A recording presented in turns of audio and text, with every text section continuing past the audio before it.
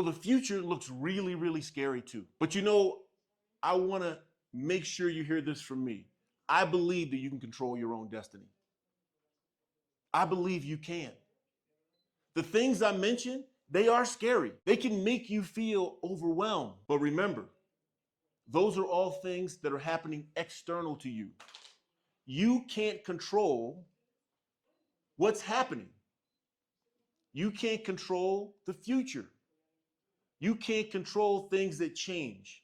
But what can you control? You can control what you do. You can control how you react. You can control how you, what I call proact. That's preparing for the future. You can control that. Now, like I said, I don't come from super background. My grandparents did not go to high school like this.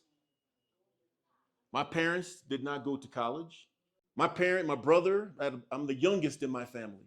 I have an older brother and two older sisters. Neither of them went to college. But my parents wanted me to go. So there was a lot of pressure on me, but they didn't have the money.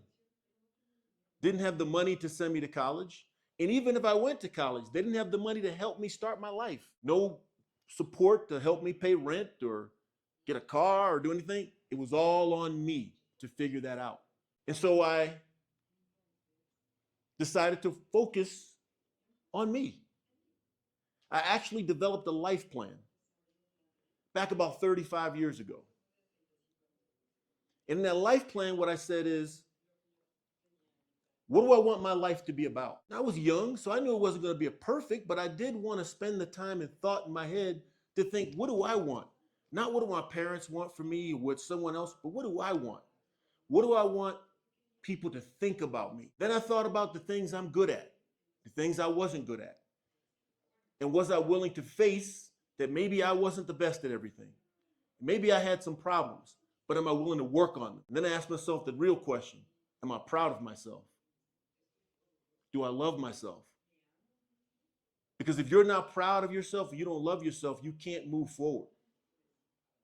I took the time to think about those things. And once I realized, hey, I'm not perfect, but I'm the only me that I have. And I'm going to bet on me. I'm going to put my money down. I didn't have a lot at the time. I didn't have any. But if I had some, I was going to put it down on myself. Bet on me. So I set some goals.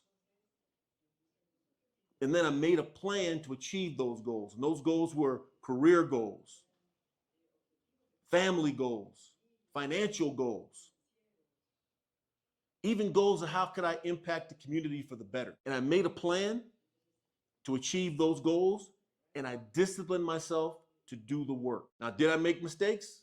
Of course. When I was in school like you, did I get some bad grades? Of course. When I started my career, did I make some bad decisions? Yes. Have I lost before? Yes. Have I quit before? Yes. Have I failed before? Yes. But you know what's good about quitting, about losing and failing? They can be the fastest path to winning. If you take the time to learn from them, pull yourself up, do something about it, and then take those learnings to build your confidence and take action to do something different. And that's what I did. So yes, I started very low, but as I started making my plan happen and started getting up every time I got knocked down, I started making some good progress. You know, I went to university, found a way to go there. I played American football there. Do you know American football? You know what it is? Does it look like I could have played American football? Yeah, it's funny. I was on the elevator last night at the hotel, and this little guy walks in. He was about this tall, and he just looks up at me and he says, "Elegante." Just like it was so funny. So I'm still a pretty big guy, but so I played American football, and I was voted what's called an academic All-American. So in the United States, if you play a college sport like university, they have this award that recognizes those who are good at the sport, but also good in school. And I was one of the best. That was after I made a lot of mistakes. I made mistakes, but I put myself up. Then I started my career, and I ended up having a 32-year career. I heard Jorge mention this, 32-year career in a large global organization. And remember I said I wanted this dream of leading and traveling all around the world. Well, I had the opportunity to lead a team of over 10,000 people spread over 5 continents, over 30 different countries. And I led manufacturing. Some of you are involved in manufacturing. I led logistics. I led engineering.